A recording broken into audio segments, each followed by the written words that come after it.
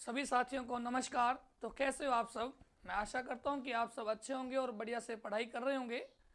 जो हमने कल देखा था आज फिर उसी के आगे स्टार्ट करते हैं। कल हमने फूड को यानी कि प्रभावित करने वाले कारक माइक्रो ऑर्गेनिज्म, उनको प्रभावित करने वाले कारकों के बारे में जाना था। ये आंतरिक कारक हो सकते हैं और बाह्य कारक हो सकते हैं। वेरी वेरी इंपॉर्टेंट आंतरिक कारक थे। और मैंने कहा कि आंतरिक कारक कई प्रकार के हो सकते हैं, जैसे मैंने कहा पीएच है और AW था, ऑक्सीडेटिव या फिर मैं कहूँ कि रेडॉक्स पोटेंशियल था, ऑस्मोटिक प्रासरण यानी कि प्रासरण दाब था, और न्यूट्रिशन था, पोषण था। ये 5 कारक भोजन को प्रभावित करने वाले कारकों को प्रभावित कर सकते हैं। वेरी वेरी इंपॉर्टेंट था AW, यानी कि AW जल की नमी की मात्रा यानी कि जल उपलब्धता है। जल को प्रभावित करने वाले कारक है, उनको ग्रो करने के लिए जल की नमी की आवश्यकता कहीं ना कहीं पर होगी, वही AW कहलाती है। AW ज़्यादा तो फूड पर माइक्रो ऑर्गेनिज्म की ग्रोथ भी ज़्यादा, इसका मतलब फूड खराब भी ज़्यादा होगा। तो आप ये बात ध्यान रखेंगे कि AW जल की उपलब्धता है, अवेलेबल वाटर है। आज फिर मैंने लास्ट में बताया था भोजन यानी कि जो फूड है, भोजन के परीक्षण की विधियों की बात की थी लास्ट जाते जाते। मैंने परीक्षण की विधियां कौन कौन सी है इनकी बात किया था। मैंने कहा इनकी विधियां 2 प्रकार की है। कितने प्रकार की? 2 प्रकार की। एक तो मैंने बताई थी आपको स्थायी विधि है, और दूसरी कौन सी है प्यारे बच्चों? अस्थायी विधि है। ठीक है, अस्थायी। स्थायी में 4 थी, 1 2 3 और 4 विधि है। कौन सी? DFCC है। डी का मतलब डिहाइड्रेशन है, कल लिखवा चुका हूँ, आज तो रिवीजन, सुखाना कहते हैं। F का मतलब फर्मेंटेशन है। क्या है? फर्मेंटेशन। C का मतलब केमिकल के थ्रू प्रिजर्व करना है फूड को, और C का मतलब कैनिंग है। कैनिंग बोले तो डिब्बा बंदी है। क्या है प्यारे बच्चों? डिब्बा बंदी है, डिब्बा बंदी है। कैनिंग का फादर निकोल्स अपार्ट है। कौन है? निकोल्स अपार्ट है। और अस्थायी में क्या था? लो टेम्परेचर, कम तापमान, लो टेम्परेचर। और 2 नंबर क्या हो गया? हाई टेम्परेचर हो गया। क्या हो गया? High temperature. और 3 नंबर नमी निष्कासन, रिमूव, नमी को रिमूव कर देना, निष्कासन कर देना। और 4 नंबर एयर निष्कासन, एयर रिमूव है, यानी कि हवा का निष्कासन भी अस्थायी विधि है। ये 4 इधर और 4 उधर, DFCC स्थायी विधियों में है, और लो टेम्परेचर, हाई टेम्परेचर, नमी को निकाल देना और वायु को निकाल देना अस्थायी विधियों में आती है। अब देखिएगा बच्चों, अस्थायी विधियां हैं। क्या है अस्थायी विधियों में? सबसे पहले अस्थायी है, और अस्थायी में सबसे पहले हम देख रहे हैं लो टेम्परेचर। क्या है? Low temperature. अब देखिएगा, ये डाटा याद होना चाहिए। रेफ्रिजरेटर में जो टेम्परेचर होता है वो होता है बच्चों 0 से लेकर 0 से लेकर 5 डिग्री सेंटीग्रेड तक हो सकता है। सोलर स्टोरेज भी करते हैं अपने, उसके लिए टेम्परेचर कितना है? 15 डिग्री टेम्परेचर है। ये सोलर स्टोरेज है। ये जो जड़ वाली वेजिटेबल्स होता है उसके लिए यूज करते हैं। जड़ वाली वेजिटेबल्स बोले तो मूली है ना, गाजर है। चलो बताओ गाजर की फैमिली कौन सी है? गाजर की फैमिली अम्बेली फेरी कह दूं मैं? अम्बेली फेरी हो सकती है, या फिर नया नाम APSC हो सकता है। देखो गाजर है, सौंफ है, धनिया है, क्यूमीन है, इन चारों की फैमिली कौन सी होती है? अम्बेली फेरी या फिर APSC होती है, जिनका इनफ्लोरेसेंस यानी कि पुष्पक्रम अम्बेल होता है। क्या होता है? अम्बेल। कोई मूली की फैमिली पूछे तो हम कह देंगे फैमिली क्रूसीफेरी है। ठीक है। सीड रेट कितनी होती है मूली की? जनरली 9 से 12 किलोग्राम प्रति हेक्टेयर होती है। ठीक है। जड़ वाली वेजिटेबल्स को सलजम भी इसी में आ जाएगा भैया, सलजम। ठीक है, सलजम भी इसी में आ जाएगा। तो जड़ वाली वेजिटेबल्स को स्टोर करने के लिए सोलर स्टोरेज किया जाता है, जिसका टेम्परेचर 15 डिग्री सेंटीग्रेड रखा जाता है। आगे फ्रीजिंग कितने डिग्री पे किया जाता है? फ्रीजिंग फ्रीजिंग बताइएगा। फ्रीजिंग किया जाता है -18 डिग्री से लेके -40 डिग्री सेंटीग्रेड तक किया जाता है। और इस टेम्परेचर पर फलों के जूस को संग्रहित किया जाता है। किसे संग्रहित किया जाता है? फलों के जूस को। कौन से टेम्परेचर पर? फ्रीजिंग यानी कि -18 से लेकर -40 डिग्री सेंटीग्रेड तक। क्रायो प्रिजर्वेशन कितने डिग्री पे करेंगे? कितने डिग्री टेम्परेचर पर करेंगे? -196 डिग्री सेंटीग्रेड पे करते हैं क्रायो प्रिजर्वेशन। आपने सुना होगा कि स्पर्म को स्टोरेज किया जाता है या पोलन ग्रेन्स परागकणों को इसी टेम्परेचर पर लिक्विड है ना, द्रव नाइट्रोजन में किया जाता है। किस में किया जाता है? द्रव नाइट्रोजन में किया जाता है परागकणों को और शुक्राणुओं को। अब हम पढ़ेंगे, देखो अपने FSO के सिलेबस में एनिमल हस्बेंड्री है और वहाँ पर एनिमल हस्बेंड्री है तो एनिमल्स पढ़ाएंगे और वहाँ पर ये आर्टिफिशियल इंसेमिनेशन भी पढ़ाया जाएगा, तो वो टेम्परेचर भी पढ़ाया जाएगा। यही वो टेम्परेचर है, उसे ही क्रायो प्रिजर्वेशन कहते हैं। -196 डिग्री सेंटीग्रेड से लेकर, ठीक है, द्रव नाइट्रोजन में रखा जाएगा। ये टेम्परेचर है, थोड़ा सा ध्यान में रखिएगा। हाँ, आगे देखिएगा। अब हाई टेम्परेचर है। हाई टेम्परेचर की दो मेथड है। क्या है? दो मेथड है। एक तो पाश्चुरीकरण है और दूसरा है निर्जलीकरण है। क्या है बच्चों? निर्जलीकरण है। निर्जलीकरण है। एक तो पाश्चुरीकरण है, ठीक है, लुईस पाश्चर ने बताया था, और एक है निर्जलीकरण। देखो पाश्चुरीकरण में जो टेम्परेचर रखा जाता है, पाश्चुरीकरण का जो टेम्परेचर रखा जाता है वो 100 डिग्री से कम रखा जाता है, जबकि निर्जलीकरण का टेम्परेचर 100 या 100 से अधिक रखा जाएगा।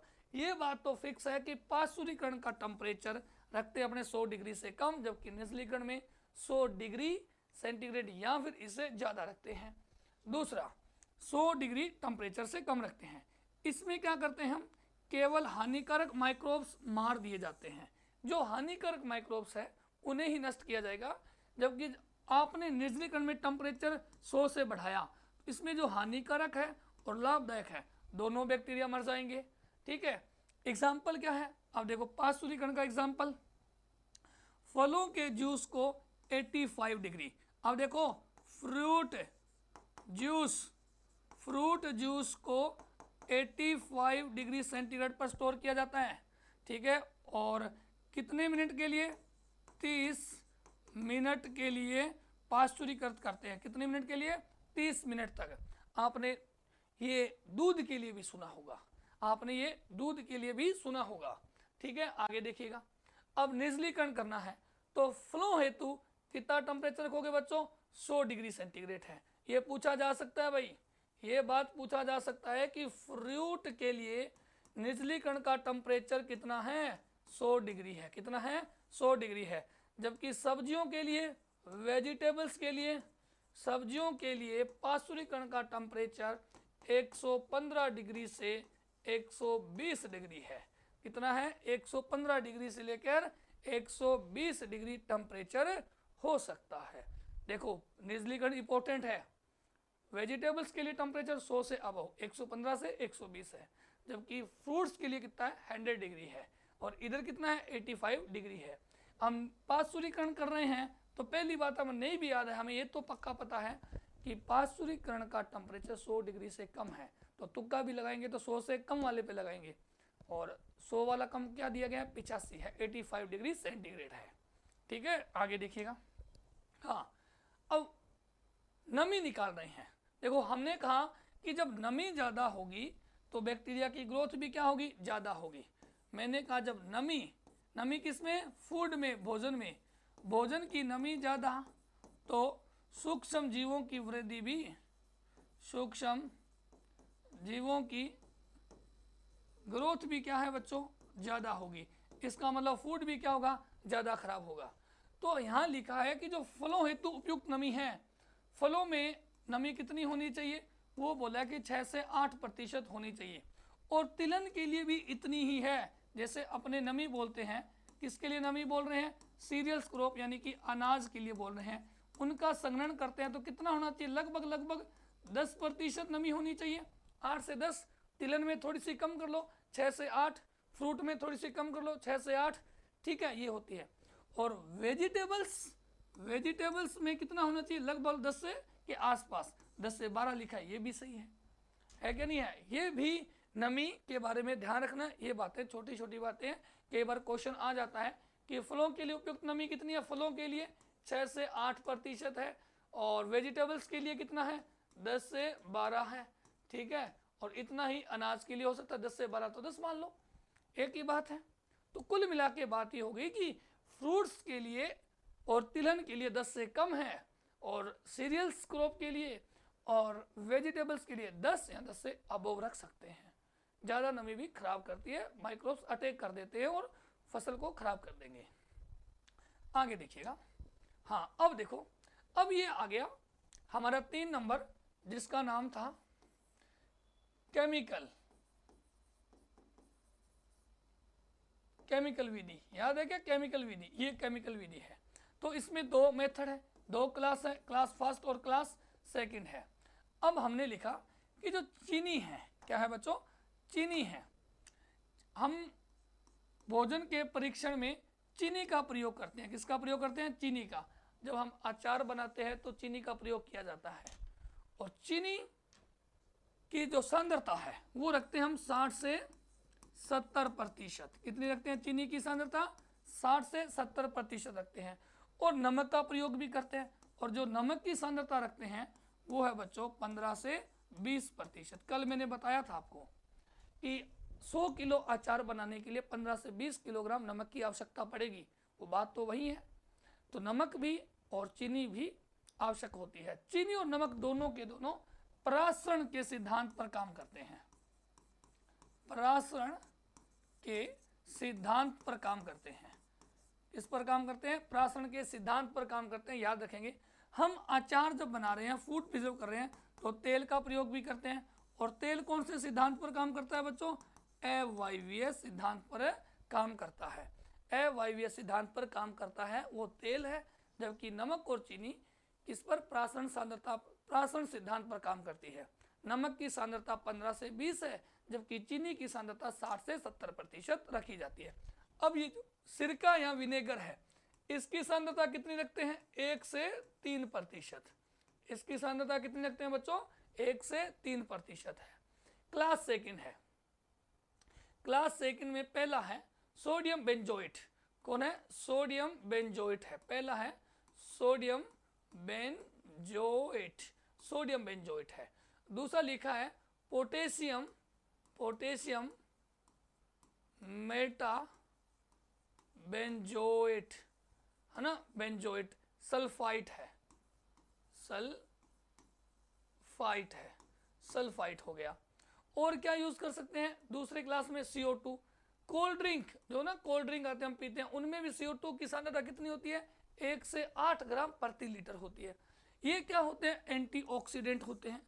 आपने नाम सुना होगा एप्पल, एप्पल को काटने के बाद वो काला काला हो जाता है, यानी कि उसका क्या हो गया, ऑक्सीडेशन हो गया है, तो वो काला काला हो जाता है। कटने के बाद देखना कभी सेब काला काला हो जाता है, तो ये क्या होते हैं, एंटीऑक्सीडेंट होते हैं।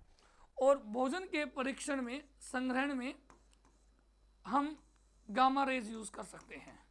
कोई विकिरणी है तो वो कौन है, गामा विकिरणों का प्रयोग कर सकते हैं, गामा विकिरणों का प्रयोग कर सकते हैं।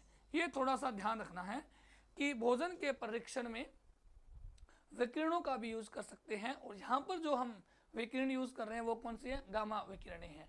कौन सी है, गामा विकिरणी है। एंटीऑक्सीडेंट होते हैं, सोडियम बेंजोएट है, मेटा सोडियम बाइसल्फेट है, वो क्या है, मेटा सोडियम मेटा बाइसल्फाइट है। चीनी और नमक प्रासरण के सिद्धांत पर काम करते हैं, जबकि तेल अवायवीय सिद्धांत पर काम करता है। ध्यान रख लोगे, बात पक्की बात है। चले फिर आगे, आगे चलिएगा। अब देखो सोडियम बेंजोएट और मेटा सल्फाइड बेंजोएट की बात करते हैं। अब देखो ये जो सोडियम है ये रंगीन फलों हेतु यूज किया जाएगा। अब कोई फ्रूट है जो रंगीन है, उसमें हम क्या यूज करेंगे, रंगीन फलों के लिए सोडियम यूज किया जाएगा, जबकि रंगहीन फसलों के लिए, सॉरी फलों के लिए हम पोटेशियम मेटासल्फाइड का यूज करेंगे। केवल सोडियम है ना, सोडियम केवल और केवल यीस्ट की वृद्धि को रोकेगा। किसकी वृद्धि को रोकेगा? सोडियम। रंगीन फलों में केवल यीस्ट की वृद्धि को रोकेगा। और क्या इसकी मात्रा है 700 से 1000 ppm है। कितना है बच्चों? 700 से लेकर 1000 ppm इसकी सांद्रता रखते हैं। रंगीन फलों में केवल यीस्ट की ग्रोथ को रोकेगा और जिसकी सांद्रता क्या है? 700 से लेकर 1000 ppm है। अब इधर देखो केमस रंगहीन फलों में है, यह फंजाई और बैक्टीरिया दोनों की ग्रोथ को रोकता है। देखो यीस्ट भी फंजाई है, जो दोनों की ग्रोथ रोक दे वो पोटेशियम मेटासल्फाइड है। इसकी मात्रा कितनी रखोगे? 350 से 500 ppm रखेंगे। 350 से 500 ppm रखते हैं, यानी कि 0.05% हो गई। तो ये थोड़ा सा ध्यान रखना है, इंपॉर्टेंट है, काम आएगा, थोड़ा सा याद कर लेना। सोडियम रंगीन के लिए है, रंगीन फ्रूट है उनके लिए है, जबकि पोटेशियम है वो किसके लिए है? रंगहीन के लिए। दोनों को मार देगा, बैक्टीरिया को भी मार देगा और फंगस को भी मार देगा। और जिसकी सांद्रता 350 से 500 ppm तक हो सकती है। आगे देखें, आगे लिखा है वायु निष्कासन। वायु निकाल के हम परमानेंट काम कर देंगे, सही है कि नहीं है? तो परमानेंट हो गई। और ये जो पहला मेथड है वो है डिहाइड्रेशन यानी कि सुखाना है। अब कैसे सुखाएंगे? हम उष्मा का प्रयोग करेंगे, एनर्जी का प्रयोग करेंगे, प्रकाश का प्रयोग करेंगे। पुराने ज़माने में क्या करते थे, आज भी हम अचार बनाते हैं गांव में, तो अचार को काटने के बाद धूप में सुखा देते हैं। सुखाने का मतलब नमी का गायब हो जाना है, कम हो जाना है। तो वही तो कर रहे हैं, सिंपल सी बात है। सुखाने में नमी का प्रयोग करके हम उष्मा का प्रयोग करके नमी को निकाल देंगे। जैसे एग्जाम्पल है, मैंने कहा अंगूर है, ग्रेप्स है ना, वाइटिस विनिफेर है, वाइटिसी फैमिली है, नमी रिमूव कर दिया तो ये अंगूर किस में बदल गया? किशमिश। किस में बदल गया? किशमिश। आप जानते होंगे कि अंगूर ही किशमिश है, बस अंगूर को सुखा दिया, यानी कि अंगूर को क्या कर दिया? सुखा दिया। सुखा दिया तो क्या बन गया? किशमिश। और ये किशमिश है, इसमें नमी कितनी है बच्चों? नमी है 17%। क्या है? 17% है। किशमिश ही अंगूर है, सूख गया है, जिसमें नमी की मात्रा 17% है। आगे ऐसे एक खजूर से क्या बनता है? छुआरा बनता है। क्या बनता है? छुआरा।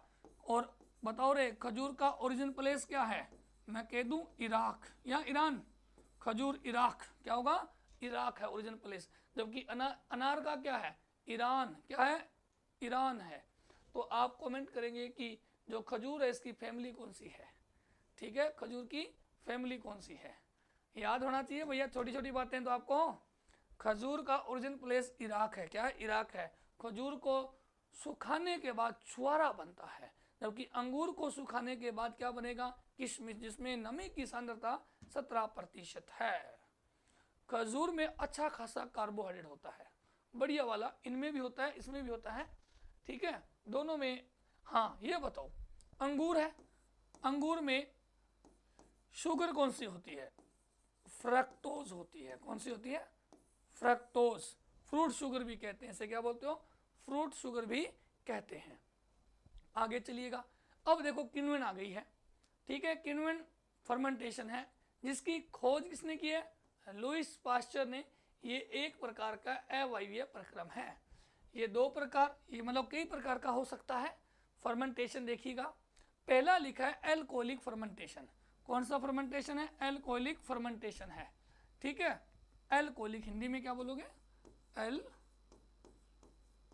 है, किण्वन है, हाँ करते रहना सही, किण्वन है। अब देखो, हम कहेंगे कि ये ग्लूकोज है, C6H12O6 है। इस पर कौन ग्रो करेगा? यीस्ट ग्रो करेगा। और क्या बन जाएगी? C2H5OH प्लस CO2 निकल जाएगी, CO2 निकल जाएगी। तो इसको क्या बोलते हो? किण्वन की एक विधि, जिसमें क्या बनाया? अल्कोहल। ये क्या है प्यारे बच्चों? अल्कोहल है। तो किण्वन का पहली मेथड या टाइप क्या हो गया?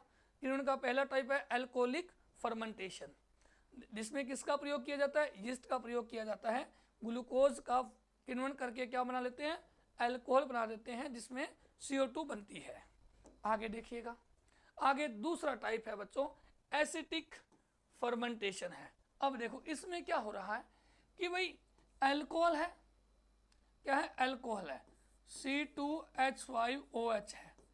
इसमें एसिटोबैक्टर बैक्टीरिया है, एसिटोबैक्टर एसिटाई बैक्टीरिया है, और इसका प्रयोग करके हमने क्या बना लिया, एसिटिक एसिड बना लिया, जिसका एग्जाम्पल बोल सकते हैं हम सिरका है, क्या है, सिरका है, विनेगर है। दूसरा मेथड हो गया एसिटिक फर्मेंटेशन, और तीसरा हो गया लैक्टिक एसिड फर्मेंटेशन। देखिएगा C6H12O6 है, ठीक है, La बैक्टीरिया है, LAB, और इससे बन गया लैक्टिक एसिड। क्या बन गया, लैक्टिक एसिड बन गया। अब देखो लैक्टिक एसिड में भी 3 कार्बन, 2 मॉलिक्यूल बना है, ठीक है, और यहाँ पे कितना कार्बन, 6 कार्बन, और कुल मिला के यहाँ भी कितना कार्बन, 6 कार्बन है। तो मैं ये कहना चाहता हूँ कि एसिटिक एसिड फर्मेंटेशन में CO2 नहीं बनती है, जबकि अल्कोहलिक फर्मेंटेशन में CO2 बनती है, CO2 बनती है। ऐसे पूछ लिया जाता है कई बार कि वो कौन सा फर्मेंटेशन की प्रक्रिया है जिसमें CO2 नहीं बनती है, नहीं बनती है, लैक्टिक एसिड फर्मेंटेशन। कौन सा है, लैक्टिक एसिड फर्मेंटेशन है। कर लोगे, हाँ। तो ये देखिएगा हमारा ये बेसिक इंट्रोडक्शन, यानी कि भोजन को परीक्षण प्रिजर्व करने की विधियां हैं, वो कंप्लीट हो चुकी है। किण्वन के टाइप दिखे, मैंने 8 या 7 नंबर आपको पॉइंट लिखवाए थे शुरू में, उनमें दिया गया था एक पॉइंट कि टाइप्स ऑफ फर्मेंटेशन, ये 3 टाइप है, एसिटिक वाला, लैक्टिक वाला जिसमें CO2 नहीं बनती है, और एक अल्कोहलिक। फर्मेंटेशन कितने प्रकार के, 3 प्रकार के, अल्कोहलिक जिसमें CO2 बनता है, लैक्टिक एसिड जिसमें CO2 नहीं बनता है, तीसरा कौन सा है, एसिटिक। क्या है, एसिटिक है, ठीक है, इसमें भी CO2 बनेगा, क्योंकि एसिड में 2 कार्बन है ना, लैक्टिक होता है 3 कार्बन का, तो 2 कार्बन का है तो इसका मतलब 1 कार्बन निकला होगा, तो पहले वाले दोनों में CO2 निकलती है, जबकि लैक्टिक एसिड फर्मेंटेशन में CO2 नहीं निकलती है। ठीक है साथियों, तो फिर आप अच्छे से पढ़ते रहें, बढ़िया से पढ़ाई करें, ठीक है, लगे रहें दिन रात, और हमें कुछ भी हो जाए 2026 वाली वैकेंसी FSO हमें क्रैक करनी है, और बढ़िया रैंक के साथ, ताकि दुनिया याद रखे कि हमारी रैंक आई थी, मरमर के पास नहीं हुए थे, बस पेपर दिया और हमारा नाम छप गया उसी दिन, कि जिस दिन भी रिजल्ट आएगा हमारा श्योर सिलेक्शन है। ऐसा आपकी तमन्ने आपके दिमाग और दिल में होनी चाहिए, तभी सिलेक्शन होगा। ठीक है, ढील ना बरतें किसी प्रकार से, और अच्छे से पढ़ते रहें। तो मिलते हैं अगले वीडियो में, तब तक के लिए जय हिंद, जय भारत। जुड़े रहिए ट्रिक्स वाले के साथ। मैं आपका biology educator mister Prem Kumar, धन्यवाद।